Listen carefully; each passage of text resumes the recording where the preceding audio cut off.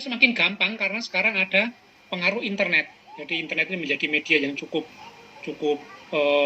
populer dan efektif untuk menyebarkan propaganda radikalisme. Nah, radikalisasi sekarang memang cukup masif. Dia masuk melalui sekolah, melalui kampus, organisasi, tempat kerja, macam-macam. Jadi sudah masuk di mana-mana. Bahkan saya melihat sendiri bahwa masuk di perusahaan, masuk di tempat kerja yang milik pemerintah sudah masuk. Ciri-cirinya memang biasanya menentang budaya. Ada ciri-ciri khusus mereka. Biasanya tidak sepakat dengan budaya, kemudian menentang moderasi agama, menentang pilar kebangsaan, dan ujung-ujungnya adalah mereka sepakat atau mereka membawa dalam negara khilafah. Saya tidak melihat definisi radikalisasi karena tadi sudah ada, dan kita bisa lihat definisi radikal dan terorisme di undang-undang yang baru. Nanti silakan dilihat. Nah, daya tarik radikalisme ini memang saat ini menjadi daya tarik yang luar biasa, terutama bagi anak muda. Karena melihat kelompok-kelompok radikal ini membawa semangat perjuangan, membawa semangat perubahan. Dan ini memang diminati oleh anak-anak muda. Mereka kosong, mereka butuh isi untuk jiwanya, mereka butuh eksistensi, lalu mereka masuk ke sini. Dan sayangnya, beberapa anak muda atau beberapa orang-orang yang ASN itu terlibat di sini, tertarik dengan paham ini. Nanti saya tunjukkan beberapa kasus yang melibatkan ASN. Dan proses ini cepat, radikalisasi ini cepat. Bisa antara 2 jam, 3 jam bisa menarik minat mereka, bisa berhari-hari. Tetapi dengan adanya internet, mereka jadi sangat cepat.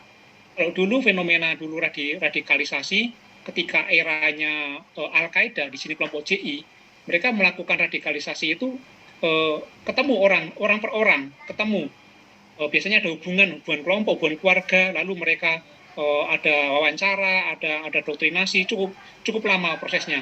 Tetapi sekarang orang tinggal menyebarkan konten saja, lalu ketika ada yang tertarik melihat itu, akan direspon. Beberapa pelaku terorisme yang saya wawancarai, termasuk anak-anak remaja, saya tanya, dari mana awalnya? Dia mengaku bahwa mereka melihat dari internet. Lalu ketika mereka tertarik, lalu mereka mendapat respon, mereka ada yang mengarahkan untuk melakukan aksi-aksi teror.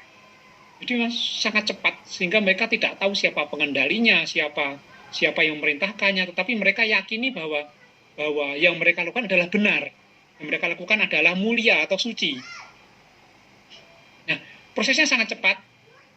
Biasanya orang intoleran dulu, menolak perbedaan, menolak hal yang berbeda yang mereka yakini, menolak, jangankan agama berbeda ya, satu agama aja kalau mereka beda aliran, mereka nggak mau.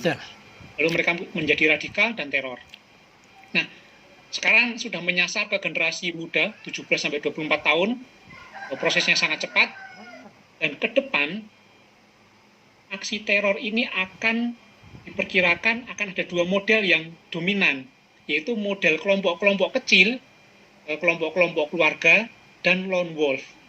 Kenapa seperti ini? Karena kelompok-kelompok besar itu akan mudah dideteksi, karena mereka memakai aplikasi percakapan, mereka ada transaksi keuangan, ini sudah dideteksi oleh Densus. Densus kita cukup baik dalam mendeteksi ini, tetapi untuk sel keluarga dan lone wolf ini sangat sulit. Karena mereka sendirian, kalau lone wolf sendirian, merencanakan sendiri, aksi sendiri, kalau keluarga mereka hanya dibatasi komunikasinya berkeluarga. Ini saya tampilkan juga beberapa berita yang terkait radikalisme yang sudah mengincar anak TK, bahkan anak SD mulai diajarkan. Ini cukup miris. Nah,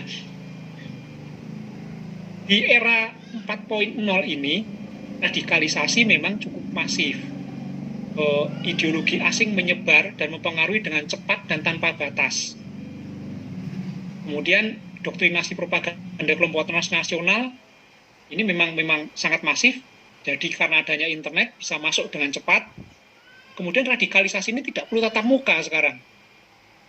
Tidak perlu tatap muka, hanya dengan konten-konten di internet, dengan aplikasi percakapan, dan tidak mudah diketahui atau dipantau, kecuali ketika grupnya itu disadap, ya, di intersection. Kemudian, referensi untuk melakukan kejahatan, itu gampang sekali. Kalau sekarang kita cari bagaimana cara membuat bom, itu sangat gampang. Sangat gampang, sangat mudah. Bukunya tersedia. Bagaimana kita membuat bom, kita melakukan aksi teror itu mudah. Dan anak-anak muda itu lebih tertarik melihat konten-konten seperti itu. Mereka lebih tertarik melihat konten bagaimana membuat bom daripada maaf-maaf saja konten melihat konten-konten milik pemerintah.